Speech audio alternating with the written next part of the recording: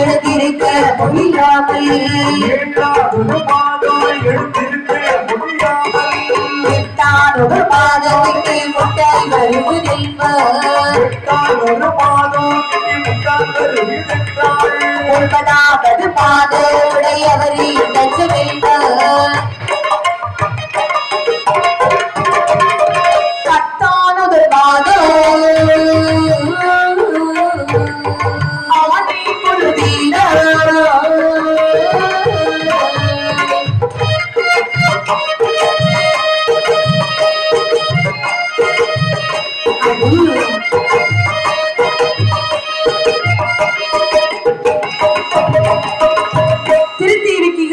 கர்ப்பமாகி சரி கருவாது உருவாகவே வளர்ந்து கொண்டே இருக்கிறது.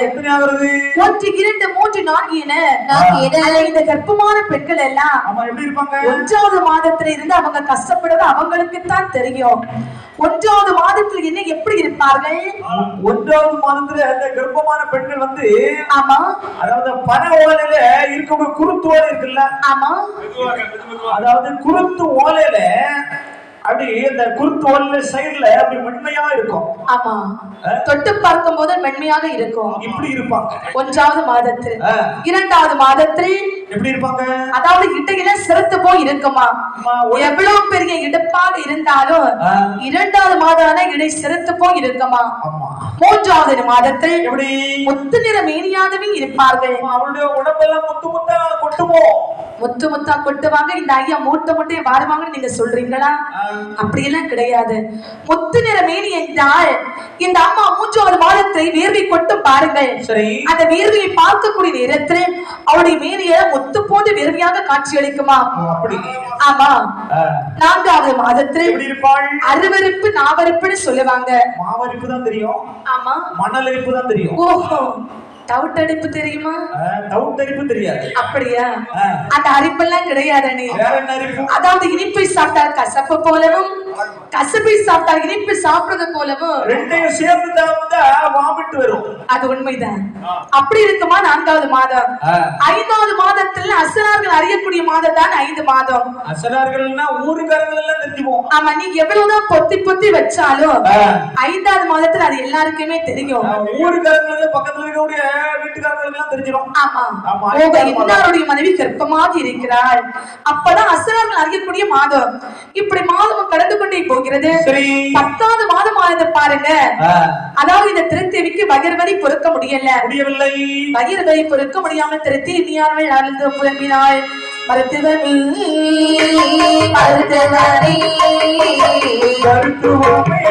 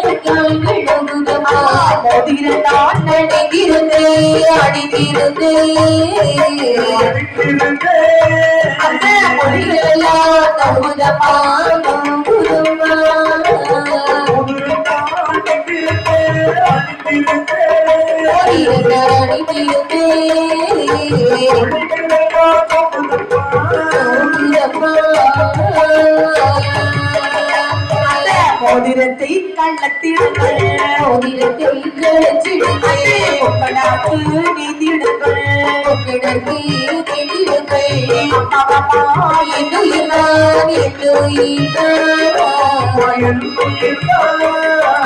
அந்தரத்திலே போகுதப்பா போகுதப்பா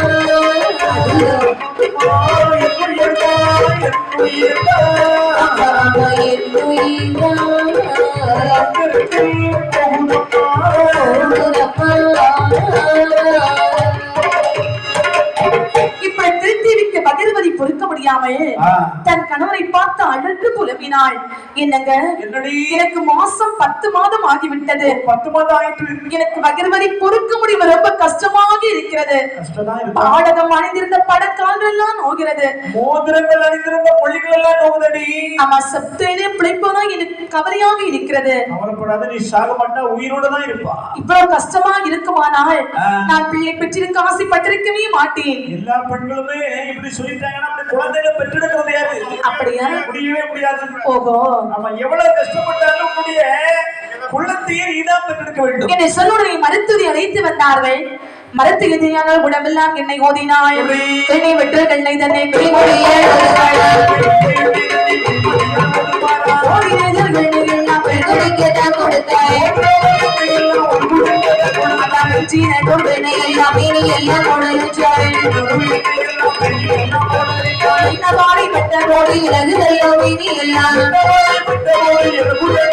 அந்த சோழ கண்ணீர் குடமுடைய கூட நான் பயிற்சிருந்தா குருதி வந்து பெண்ணிடமா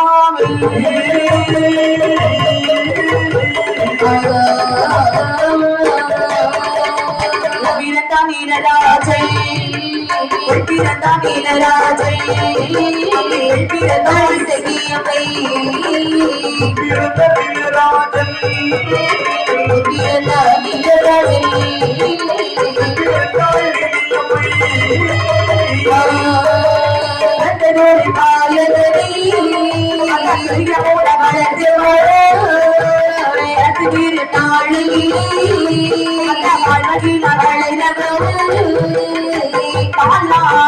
சீராடி சீராடி சட்ட மோடல் வளர்த்தி வராய்.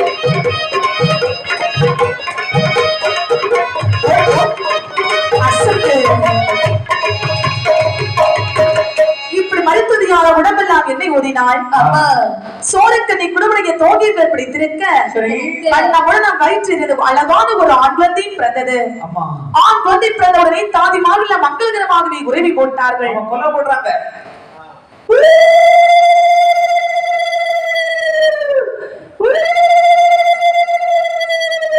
இங்கே ஆண் அண்ணன் எப்படி அழகாக குறவி போட்டார்கள் பாருங்கள். இப்படி குறவி போட்டார்கள், கொப்பரி கொடி அறுத்தார்கள். சரி, மறுபடியும் திருத்தேவி வயிறுவலி பொறுக்க முடியாம அழுது புறம்பினாள். இரண்டாவது ஒரு பெண் குழந்தை பிறந்தது. சரி, அதாவது 2 குழந்தைக்கும் அழகாகவே பெயர் சூட்டினார்கள். குழந்தை பிறந்தாச்சு. ஆமா, குழந்தைக்கு பேர் போடணுமா? என்ன சரி, முதல் பிறந்த ஆண் குழந்தைக்கு நீலராஜன் என்றும், இரண்டாவது பிறந்த பெண் குழந்தைக்கு நீலியம்மை என்றும், சரி, இசக்கியம்மை என்றும் பெயர் சூட்டினார்கள். இப்படி அழகாகவே பேரி போட்டு தாலாட்டி சீராட்டி வளர்த்து வந்தார்கள். நாளும் ஒரு நல்ல மேனியுமாய் வளரும் ஒரு நல்ல வண்ணமுமாய் வளரை விரை நல்ல சதிரனை போல் வளர்த்து மாறான் அந்த பாலகனே சதிரனை போல் வளர்த்து மாறான் அந்த பாலகனை. தாதியர்கள் தாலாட்டு கேட்டிடுமா, சப்பானி பதி முதல் ஒட்டிடுமா, கத்தினத்தை பெயர் வட்டி உருட்டி காபுலலால் வாழலை வளர்த்துவாய்.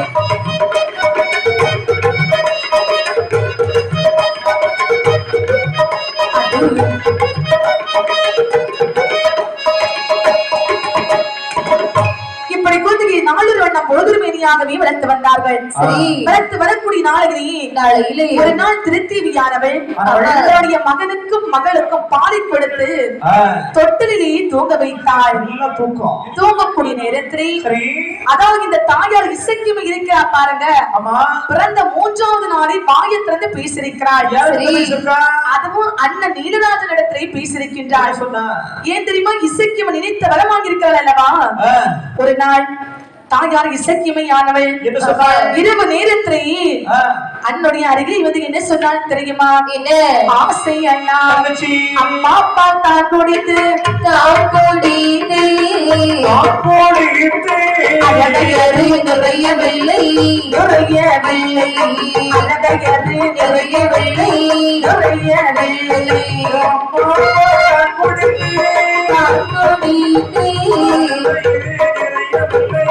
நிறைய வெள்ளை நிறைய வெள்ளை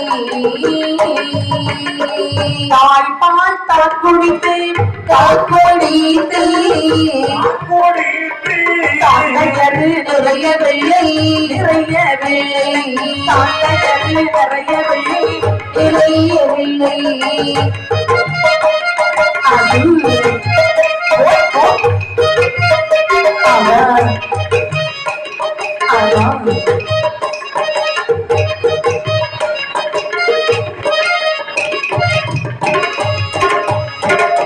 ஒரு நாள் திருத்தேவியானவள் அவருடைய மகனுக்கு மகளுக்கு பாலை கொடுத்து தொட்டில இருக்கக்கூடிய நேரத்திலே தூங்கக்கூடிய நேரத்திலே அதாவது இரவு நேரம் 12 மணி அளவிலே தாயார் இசைக்கியமையானவள் அன்னிடத்திலே வருகின்றாள். அண்ணா தங்கச்சி, இந்த நேரத்தில் உங்களை பார்ப்பதற்காக இதற்காக வந்தேன் தெரியுமா? அம்மாவுடைய பால் குடித்து எனக்கு அறவகர நிறையவில்லை. தாயுடைய பால் குடித்து தாவயிறு நிறையவில்லை. நான் ஒன்று சொல்கிறேன் கேட்பாயா? நம்முடைய கோனார்கள் இருக்கிறார்கள் பாருங்க, அந்த கோனாருடைய ஆடு மாடு மந்தையை சென்று ஆடு மாடுகளை கூட சாப்பிட்டாங்க. என்ன அதுவும் சரிதான். அப்படியா? உடனே வாருங்கள். என்ன சொல்ல உடனே இசைக்கியமையும் நீலராஜனமாக சரி கோனார்கள் ஆடு மாடு மந்தையிலே ஆடு மாடுகளை கொண்டு சாப்பிடுறதுக்காக எப்படி வருகிறார் தெரியுமா? போட்டு நகமணி வாயில் தந்தை வாயில் தந்தை வாயில் தந்தை மூனி கோசத்து தாண்டி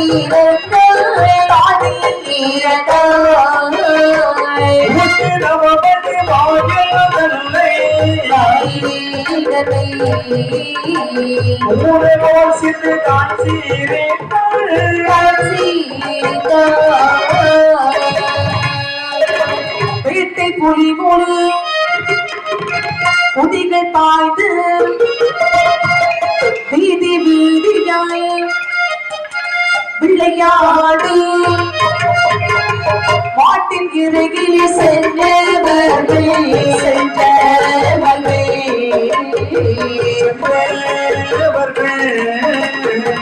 பதிகத்தாராக பொய்யது பொய்ய அறிவோ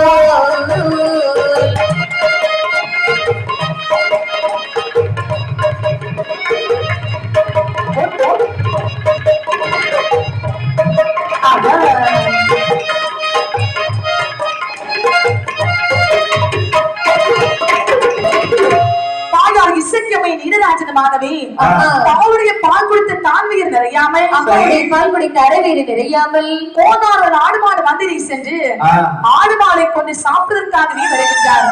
என்ன வேஷத்தோடு வருகிறார்கள் பாருங்கள். அதாவது குழந்தையாக இருந்தவர்கள் ஓடு வழியாக பூனையாகவே வேஷம் போட்டார்கள். ஓடு வழியாக ஏறினார்கள். அதாவது கோனார்கள் ஆடு மாடு மந்திரை வரக்கூடிய நேரத்தில் பெரிய பூதமாகவே வேஷம் போட்டார்கள். சரி, பூதமாக வீசம் போட்டு ஆடு மாடுகளை அப்படி கொண்டு சாப்பிட்டார்கள். அண்ணா அது பாருங்க, ஒரு எரும மாடு. எரும மாடு தலையில ஒரு அடி. எரும மாடை கொன்றார்கள், அவருடைய இறைச்சி சாப்பிட்டார்கள். அண்ணா அத பாருங்க, ஒரு வெள்ளாடு குட்டி. வெள்ளாடு வெள்ளாடை கொன்றார்கள், இறைச்சி சாப்பிட்டார்கள். உனக்கு வயிறு நிறைந்ததா? நீ வயர வச்சிருக்கிற தலை முதல் கால் வரை வயறு. அப்பா குட்டி சாக்கு. சரி, பெரிய சோத்து பானையிலவா வைத்திருக்கிற? ஆமா சரி. இப்படியாக கோனார்கள் ஆடு மாடு மந்திரை சென்று நாளுக்கு நாளாக கனவுகள் நடந்து கொண்டே இருக்கிறது. ஆமா, இதை கோனார்கள் பார்த்தார்கள். எல்லா கோந்தமாக ஒன்று கூடினார்கள். சரி அண்ணா, அதாவது என்னுடைய கோனார்கள் மந்தைகளையும் ஆடு மாடு தினசரி களவு போகிறது, வருகிறது. அப்படி என்ன களவு போமால் இருக்க வேண்டுமானால் உடனே மன்னனத்துல போய் சொல்ல வேண்டும். என்ன சொன்ன உடனே கோந்தமாக எல்லாம் ஒன்று கூடினார்கள். அப்பா கோந்தமாக கொண்டிகளோ தாங்க மச்சம் இல்லாமல்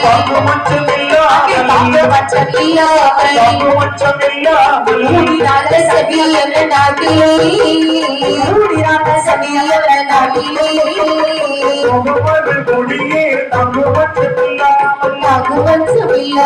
கூடினார் செப்பியம்மன் நாட்டிலே கூடினார்கள் செப்பியம்மன் நாட்டிலே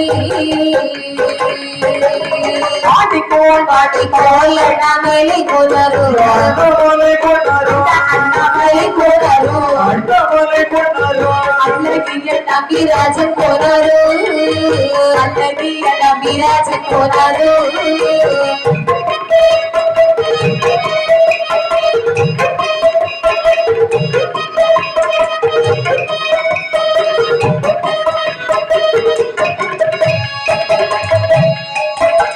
முத்துக்கோள் முருகைக்கோள் முன்னோரில் கொணரோ கொண்டாரோ மாலை பிரி சொல்லி கொணரோ மாலை பிரி சொல்லி கொணரோ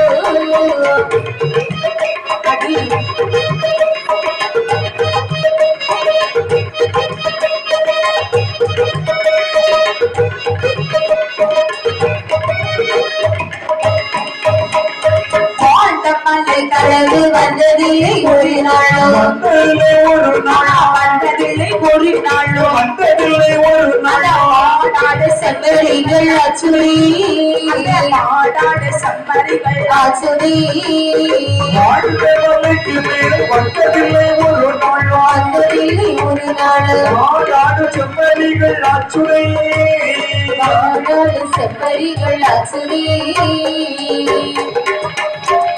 போனார்கள் ஆடு மாடு மத்தையிலே சரி ஆடு மாடு திரைசரி களவு போயதை அறிந்து சரி மூன்று மாதிரிலார் ஒன்று சொன்னார்கள் என்ன சொன்னார்கள் தில்லைக்கோன் சிதம்பரக்கோன் ஆண்டிக்கோன் பாண்டிக்கோன் கட்டுக்கோன் நெட்டக்கோன் மாயாண்டிக்கோன் மதுசூதனக்கோன் எல்லா கோனாரும் ஒன்று சேர்ந்தார்கள் ஆ. சம்பிய மன்னிடம் சென்று முறையிட்டார்கள் மன்னாதி மன்னவரை மகுடமுடி ராஜ மன்னா உத்தம ராசா அம்மா எங்கள் குல காவலரே சரி மன்னா என்ன எங்களுக்கு ஒரு பெரிய ஆபத்து வந்து விட்டது உங்களுக்கு ஆபத்தா ஆமா என்ன ஆபத்து இருக்கிறது மன்னா என்ன எங்களுடைய ஆடு மாடு மந்தையிலே ஆ. ஆடு மாடு திரைசரி களவு போயிருக்கிறது ஆடு மாடுகள் கலவை இருக்கிறதா ஆமரசி உங்களுக்கு என்னாச்சு ரெண்டு வெள்ளாடை காணவில்லை மன்னா வெள்ளாடு கடல்லையா காடகத்தில் பெய்ய விட்டதை போய் பார்க்கும் போது காணவில்லை அப்படியா ஆமா சரி உங்களுக்கு என்னாச்சு யாருக்கு எனக்கா எனக்கு இரண்டு பசுவை காணவில்லை பசுன்னு என்று சொன்னால் நேசமணி பஸ்ஸா திருவள்ளூர் பஸ்ஸா ஐயோ மினி பஸ் சொல்றீங்களா நான் டவுன் பஸ்ஸில சொல்லல வீட்டில் வளர்க்கக்கூடிய அதாவது பால் கறக்கக்கூடிய பசு பசு ஆமா காரணத்திலேயே கட்டியிருந்தேன் அந்த நேரத்தில் போய் பார்க்கக்கூடிய நேரத்தில் சரி எலும்பும் தோலும் குழம்பும் பல்லு மட்டும் தான் கிடக்கிறது அப்படியா யாரும் கொண்டு சாப்பிட்டது போல தெரிகிறது அரசே கவலைப்படாதீர்கள் உங்களுடைய குறைகளை தீர்ப்பதற்காக தான் மன்னனாக நான் இருந்து கொண்டிருக்கிறேன் அப்படியா? சரி பார்த்தார்கள் மன்னா கோனார்களே என்ன அதாவது இன்று முதல் இரவு நேரத்திலே தாங்கள் உங்களுடைய கோனார்கள் ஆடு மாடு வந்தகிலே இரவு நேரத்திலே காவல் செய்யுங்கள் சரி யார் களவு செய்கிறார்கள் என்பதை நாம பார்த்து விடலாம் என்று சொன்ன உடனே உடனே பல நாளும் களவு செய்தது மாதிரி ஆ, இந்த நீல நாளும் இசைக்கு மையமாக மறுபடியும் களவு செய்வதற்காக வருகின்றார்கள் எப்படி? பிறந்தனையும் மாத்தத்தார்கள் பிறந்தனையும் மாதத்தார்கள் அந்த யானையை இவரை போ உனக்கதையும் அதற்கு மனதையும் மறுத்தலுக்கு யாரை திருவது போல் அந்த நல்ல பசுகளையும் ஆடு மாடு கொண்டை விட்டு கண்டு சிறு அந்த இளைஞரையும் கொண்டிருந்து மன்னரசை மாளிகையில் மாளிகையோடு போய் செய்த மன்னரசல் மாளிகையில் மாளிகையில் மாயமோடல் இப்படியாக ஆ. மறுபடியும் கோணார்கள் அத்தனை வீரர்களும் சரி. யார் களவு செய்கிறார்கள் என்பது இரவு நேரத்தில் காவல் புரியக்கூடிய நேரத்தில் ஆ. பல நாள் களவு செய்கிற மாதிரி ஆமா நீலராஜன் இசைக்கு அமையமாகவே கோணார்கள் ஆடு மாடு மாதிரி வந்து காவல் செய்கிறார்கள் ஆமா என பெரிய பூதமாக வீசம் போட்டு ஆடு மாடை கொண்டு சாப்பிட்டார்கள் சரி இதை பார்த்த கோர்கள் சொன்னார்கள் என்ன சொன்னார்கள் "டேய் தம்பி என்ன அங்கே பாருங்கள் ஆடு மாடுகளை கொண்டு சாப்பிட்டு பெரிய பூதமாக இருக்கிறது பூதம் பக்கத்தில் நான் போக முடியுமா என்னாலெல்லாம் போக முடியாது போகவே முடியாது அப்படி என்றால் இந்த பூதமானது எங்கே போவது என்பதை நாம பார்க்க வேண்டும் என்று சொல்லி பார்க்கக்கூடிய நேரத்தில் சரி அதாவது இந்த செப்பிய மன்னனுடைய அரண்மனை பக்கம் வரக்கூடிய நேரத்துல ஆ. அதாவது குழந்தையாக வேஷம் போட்டு வீட்டுக்குள்ள போயிட்டாங்க. ஆமா ஆமா ஆமா. இதை பார்த்த கோணார்கள் சொன்னார்கள், என்ன சொன்னாங்க? டேய் தம்பி, என்னய்யா? வேற யாருமே கிடையாது, இது செம்பிய மன்னனுடைய பிள்ளைகள் தான். உடனே நம்ம மன்னனுக்கு சொல்ல வேண்டும். மன்னா, களவு செய்த கல்வரை நாங்கள் கண்டுபிடித்து விட்டோம். களவு செய்த கல்வரை கண்டுபிடித்து விட்டார்களா? ஆமரசே, எங்கே இருக்கிறார்கள்? உங்கள் வீட்டுக்குள் தான் இருக்கின்றான். அதாவது போலீஸ்கார வீட்டிலே கள்ளனா? ஏன் இருக்க கூடாதா? எப்படி இருக்க முடியும்? கலெக்டர் வீட்லயே கள்ளன் இருப்பான்டா. இருக்க கூடாதா? எப்படி இருக்க முடியும்? உங்களுக்கு இருக்கிறது அந்த 2 குழந்தைகள். அவர்கள் தான் என்னுடைய கோணார்கள் ஆடு மாடு மந்தையை வந்து ஆடு மாடுகளை கொஞ்சம் சாப்பிடுகின்றார்கள். அப்படியா? ஆமா. கவலைப்படாதீர்கள். சரி, நான் எത്ര பிள்ளை இருந்தாலும் நான் விசாரித்து பார்க்கிறேன். உடனே மன்னனார்கள் இப்படி கோணார்கிட்ட பேசிக்கொண்டு இருக்கக்கூடிய நேரத்துல திருத்தேவி அங்கிருந்து ஓடி வருகின்றார். என்னங்க, நம்முடைய பிள்ளைகள் களவு செய்து உண்மைதான் அரசே. உண்மையா? ஆமா. எப்படி சொல்ற? நான் என்னுடைய குழந்தைக்கு பால் கொடுக்கக்கூடிய நேரத்திலே அவருடைய மேனியில மாமிசமானை அடிக்கிறது. அப்படி என்று சொன்னால் கோணார்வார்கள் சொல்வது உண்மைதான். ஆமா. இப்போ நீ சொல்வது உண்மைதான். சரி, இப்படிப்பட்ட குழந்தைகளை நம்ம நம்முடைய வீட்டில் வைக்கவே கூடாது. பார்த்த மன்னன் சொல்கின்றான், யார் பெற்ற பிள்ளையாக இருந்தாலும் சரி சரி. உடனே இந்த குழந்தை எப்படி சொல்கிறார் தெரியுமா? சண்டாள பிள்ளைகளை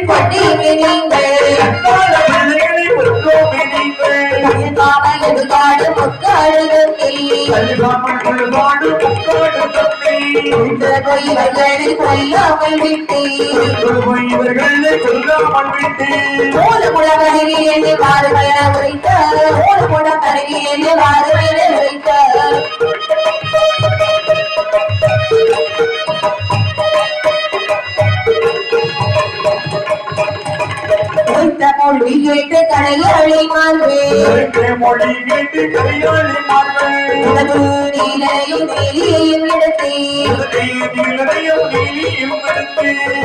மொட்டை காடு ஓடியது எடுத்து விளையாடவரை உடனே ஓட்ட, விளையாடவரை உடனே ஓட்ட.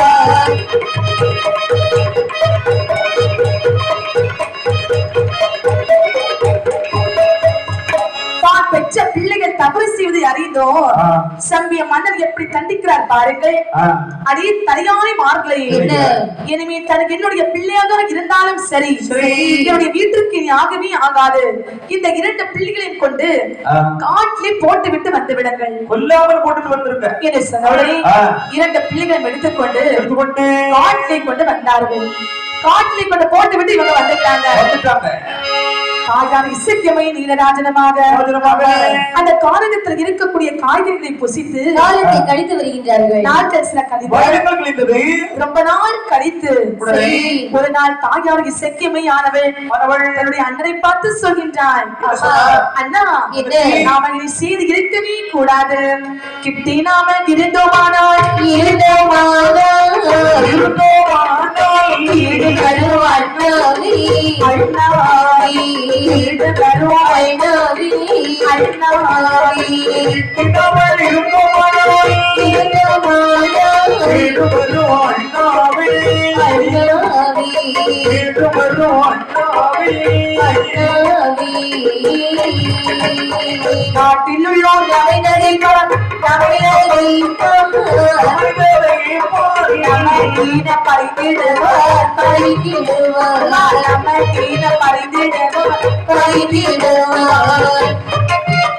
நாட்டில் உள்ளோர்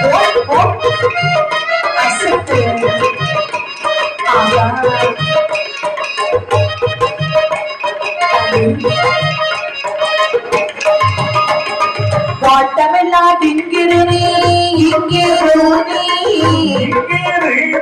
மலர்வினா செங்காட்டில் மலர்வினா செங்காட்டில்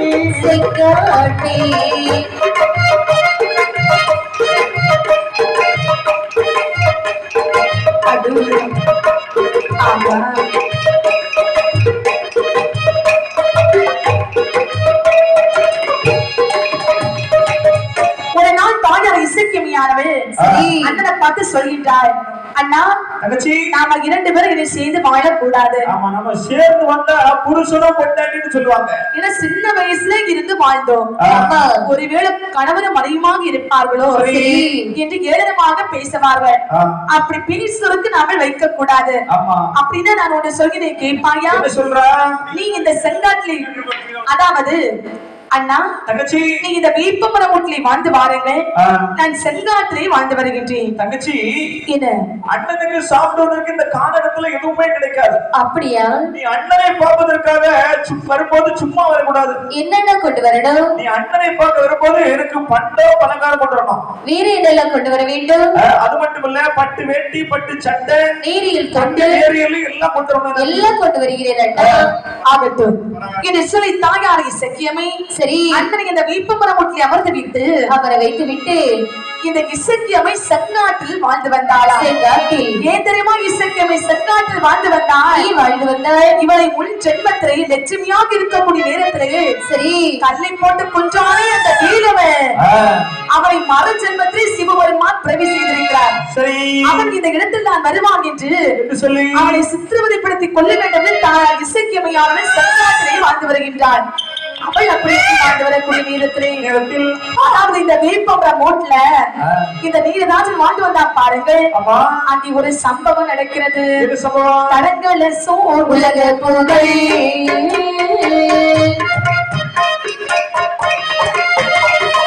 சாஸ்தா வந்து அமரத்தில்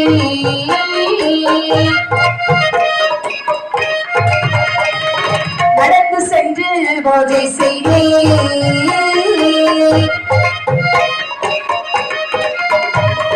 நல்மறையோ பரதாளி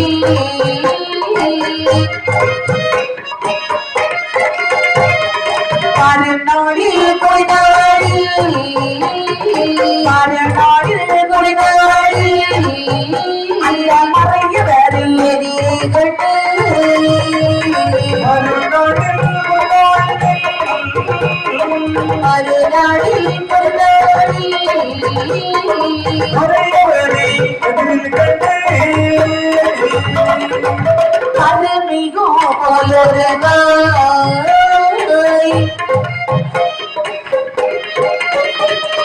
பாட்டகத்தி இப்படி பாடலை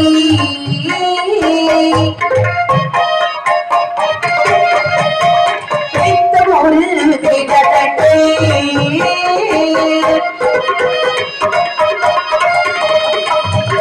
சரக்கு சோழனே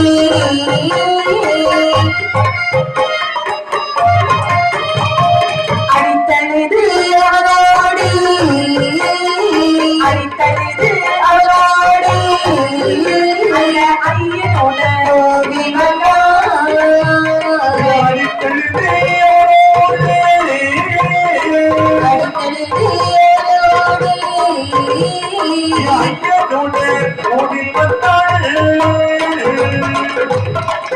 இந்த நீலராஜன் வேப்பமர வீட்டிலே வாழ்ந்து வரக்கூடிய நாளையிலே அந்த வேப்பமர வீட்டிலே ஒரு சம்பவம் நடக்கிறது. என்ன சம்பவம் நடக்கிறது?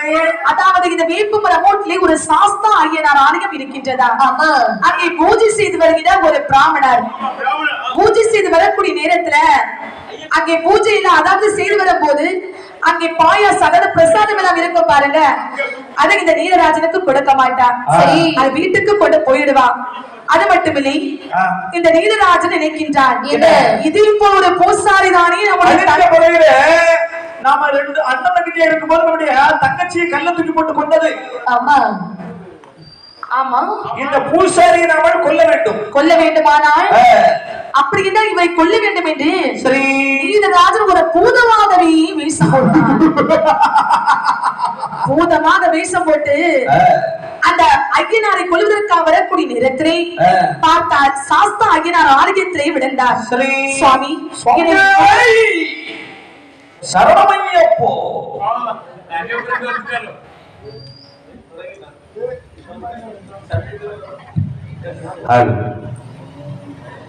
கன்னிமூல கணபதி பகவானே சரணம், கன்னிமூல கணபதி பகவானே சரணம், கந்தனே சிங்கார வேலனே சரணம், அன்னை மாறிய புறத்தம்மதேவியே சரணம். ஹரிகர சுதனையனையப்ப சுவாமியே சரணமையப்பா.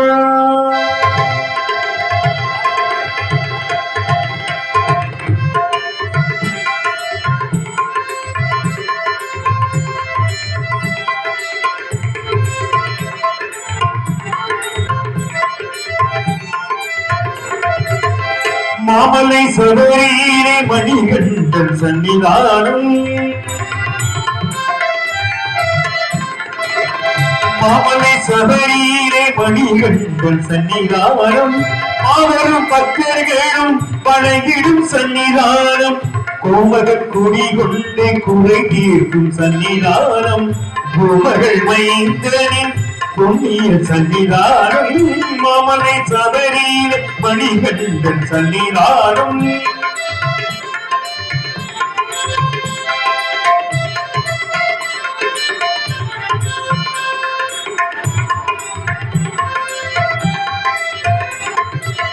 பதினெட்டு படி மீது இணங்கிடும் சன்னிதானம்.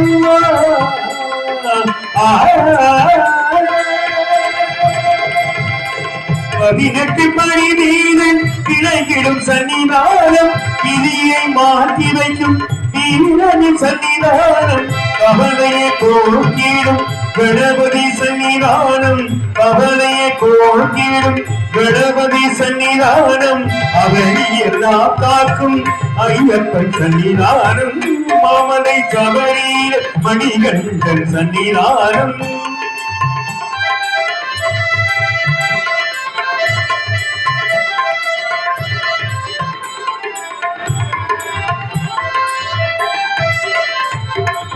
நாகரின் சன்னிதானம் வாவரின் சன்னிதானம்.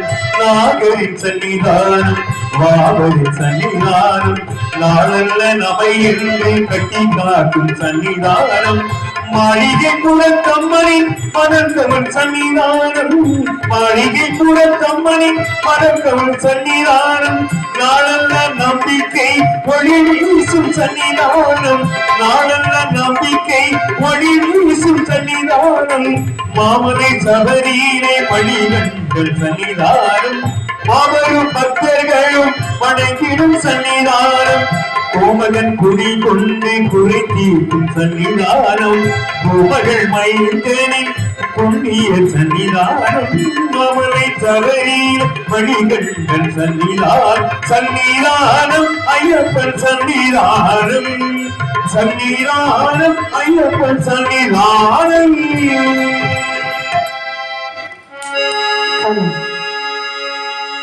இப்படி நீலராஜன் வேப்பமர மூட்டிலே வாழ்ந்து வரக்கூடிய நாளையிலே வேப்பமர மூட்டிலே ஒரு சம்பவம் நடக்கிறது. அதாவது இந்த நீலராஜன் வாழ்ந்து வரக்கூடிய வேப்பமோட அருகிலேயே ஒரு சாஸ்தா ஐயனார் ஆலயம் இருக்கிறதா. அங்கே ஒரு பிராமணர் பூஜித்து வரக்கூடிய நாளையிலே இந்த பிராமணர் பார்த்த உடனே இந்த நீலராஜனுக்கு முன் ஜென்மத்தில் நடந்தது ஞாபகம் வருகிறது. என்ன நினைக்கிறாள்? இதே போல ஒரு பூசாரி கழுத்து பறவையில் அண்ணன் தங்கச்சி இருக்கும் போது நம்முடைய தங்கச்சியை கல்ல தூக்கி போட்டு கொன்னது. அப்படி என்றால் இவளை நம்மள் கொல்ல வேண்டும் என்று சொல்லி ஒரு பூதமாகவே வேஷம் போட்டு அந்த பூதத்தா வேஷம் போட்டு அந்த பூசாரியை கொல்வதற்காகவே தொடங்கினார். பார்த்த பூசாரி அந்த சாஸ்தா ஐயன் பாதத்திலேயே விழுந்தார்.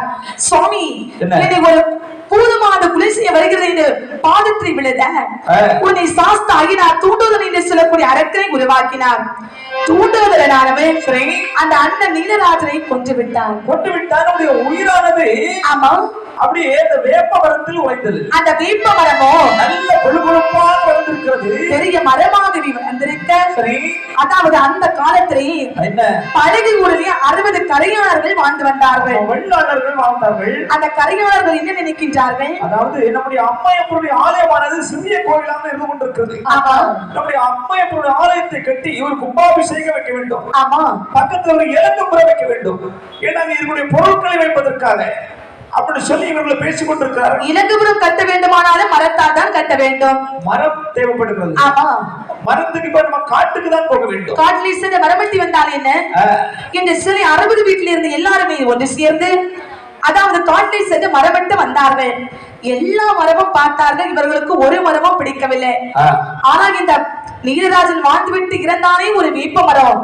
அந்த வேப்ப மரமும் கொண்டு பொழுது பெரிய மரமாகவே திகழ்கிறது. ஏய் தம்பி, என்ன அதோ பார் ஒரு வேப்ப மரம். இந்த வேப்ப மரத்தை நம்ம வெட்டணும். வேப்ப மரத்தை வெட்டினாங்க என்ன? வேப்ப மரத்தை வெட்டுவோம்னு சொன்ன உடனே கவலியா இருந்து சுத்தி சுத்தி அடித்து கொண்டே இருக்கிறது.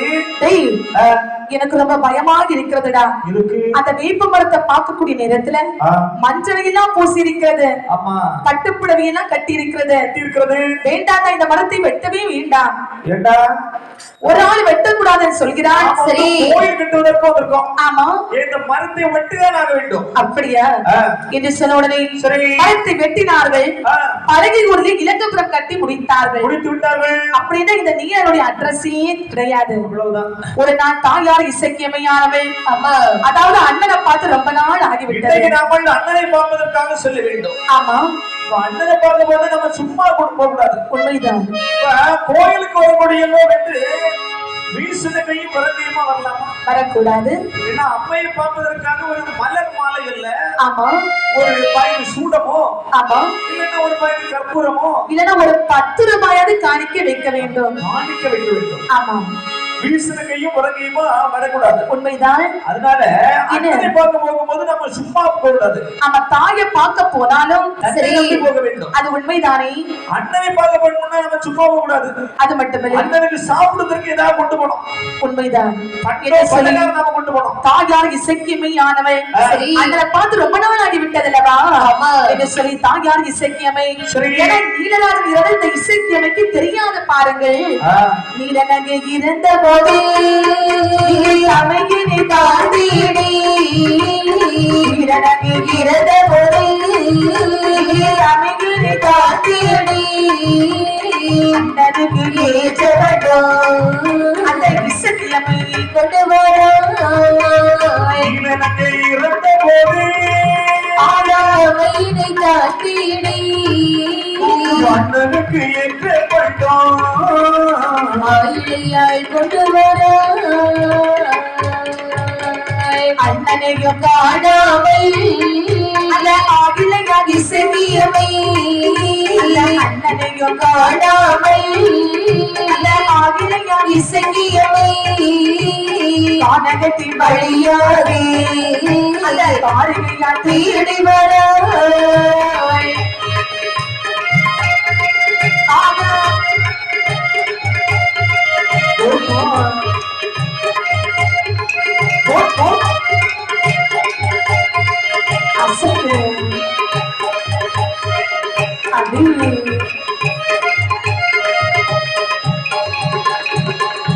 அண்ணனை பார்த்து ரொம்ப நாள் ஆகிவிட்டு என்று தாயார் இசைக்கியமையானவள் அண்ணனை பார்ப்பதற்காகவே அதாவது பலகாரம் சேகரித்தாளா. ஆண்டவனை நினைத்தாள். ஆமா, நாடு மட்டும் நிறைய பலகாரம் வந்தது. பாருங்கள், இசைக்கியமை ஆண்டனை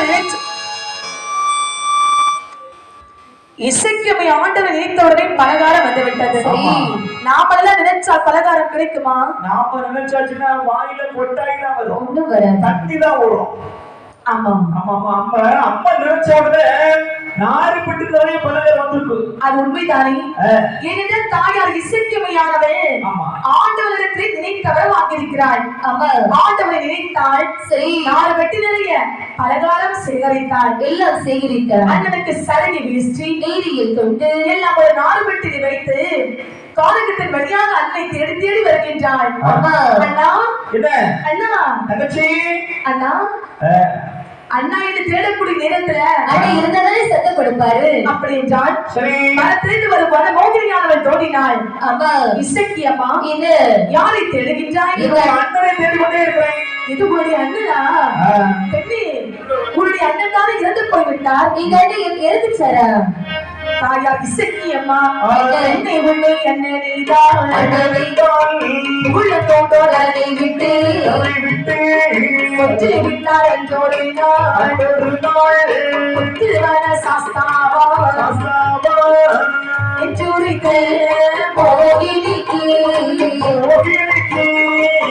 தூரி பாடு இசைக்கியமை, போகினிக்கு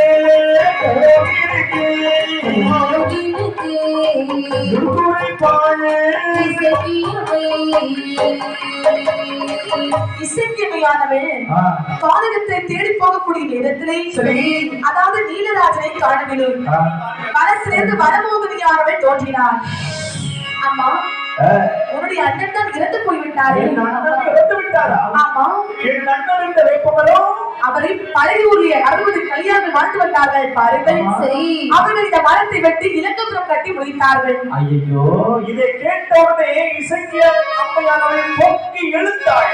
ஆமா, என்னது என் அண்ணனை கொண்டு ஆமா, என் அண்ணன் இந்த வேப்பமரத்தை முறைத்து இலக்கப்புறம் கட்டி விட்டார்களா? ஆமா. இதோ நான் என்ன செய்கிறேன் என்று பார்த்து சொல்லி இத்தனை கிட்ட இசைக்கியமைக்கு வந்ததே கோபம். நான் நீதி அம்மை என்பது உண்மையானால் உண்மையானால் ஆண்டவனிடத்தில் நினைத்த வரமாக இருக்கிறது உண்மையானால் சரி என்று சொல்லி தாயார் இசைக்கியமையானவள் ஆனவள். நெற்றி தட்டி சபதமிட்டாள். நெற்றி தட்டி சபதமிட்டாள். இசைக்கியமை இசைக்கு கபடமிட்டாள். நெற்றி தட்டி சபதமிட்டாள். இசைக்கியம்மை இப்படி சபதமிட்டு நான் இசைக்கியமை கண்ணவிடும் அவைகளே கழுவினால் அழகிடுவே இப்படி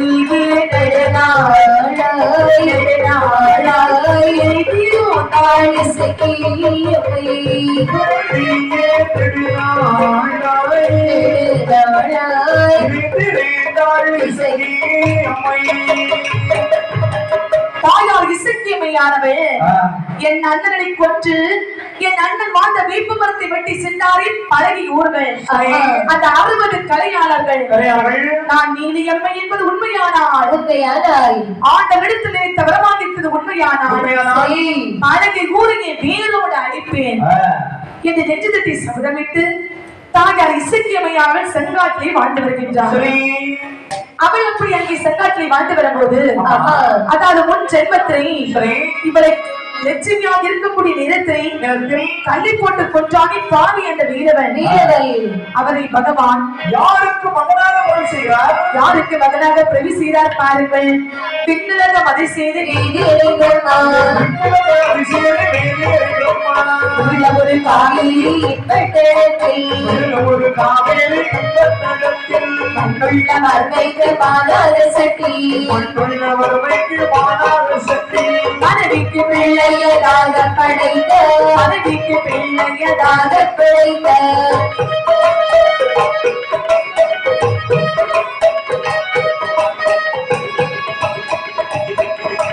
கண்ணங்கி ஒட்டிய